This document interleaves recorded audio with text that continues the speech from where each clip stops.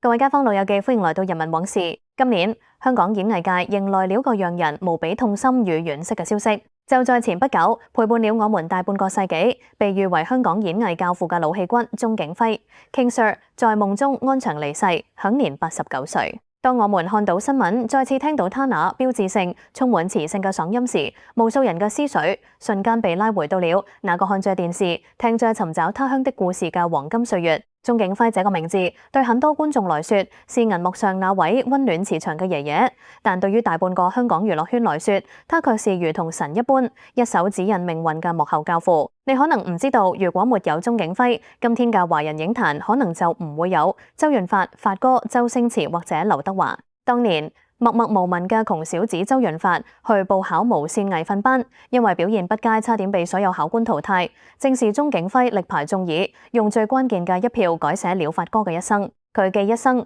既是台前風光無限嘅劇帝，更是幕後作育英才嘅上帝推手。到底呢位德高望重嘅老先生，當年是如何憑一己之力，在幕後打造出大半個香港娛樂圈嘅巨星神話？佢又用怎樣嘅大智慧陪伴香港人走過風風雨雨，最終活成全港最敬重嘅一代宗師？今日就讓我們用最真摯嘅情感，一齊來重溫鍾景輝這段功德圓滿、傳奇無雙嘅精彩人生。講到鍾景輝對香港影壇嘅貢獻，就一定要提由佢一手創立嘅無線電視藝員訓練班。喺60、70年代，香港演藝界好缺乏正統嘅演藝人才。喺美國修讀戲劇碩士回港嘅鍾景輝，就向 TVB 提出咗呢個大膽嘅構思。邊個都冇諗到，呢個訓練班後來竟然成為咗華人影壇嘅黃埔軍校，培養出全亞洲最頂級嘅巨星。而喺呢班巨星當中，最傳奇嘅一段師生緣，莫過於佢同周潤發。1973年，當時只有18歲，喺南丫島長大嘅窮小子周潤發，連一份像樣嘅履歷都冇，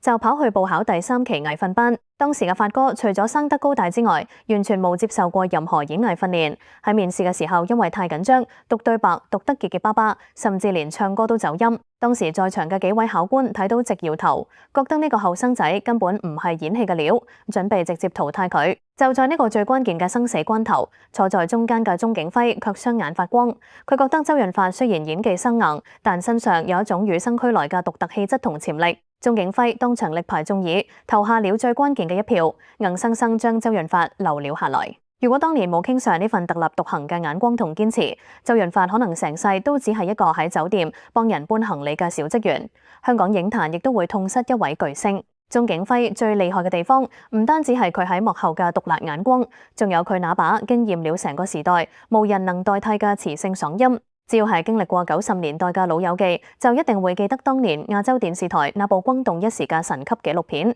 尋找他鄉的故事》。當年鍾景輝用佢那充滿厚重感、沉穩得嚟又帶點滄桑嘅獨特唱腔去配旁白，每一句在很久很久以前，都好似將一幅幅海外華人漂泊異鄉、艱苦奮鬥嘅畫面刻入觀眾嘅心裏面。佢嘅聲音唔單止係一部紀錄片嘅靈魂，更陪伴咗無數香港人度過無數個感動落淚嘅夜晚。雖然 King Sir 喺戲劇界地位崇高，被大家尊稱為戲劇大師，但佢份人卻完全無架子。到咗晚年，佢更重返 TVB 幕前拍劇。相信大家最深刻嘅一定係《甜孫爺爺》裏面那個風趣幽默、事事為孫仔着想嘅暖心阿爺。喺現實中，King Sir 一生都冇娶妻生子，佢將自己成個人生所有嘅愛同精力，全部毫無保留咁奉獻給了佢最愛嘅舞台同學生。所以銀幕上佢演阿爺演得入木三分，而喺現實嘅演藝圈裏面，佢更係成百上千位天王巨星心中那個最值得敬重嘅親切長輩。今年89歲嘅 King Sir 在夢中安詳離世，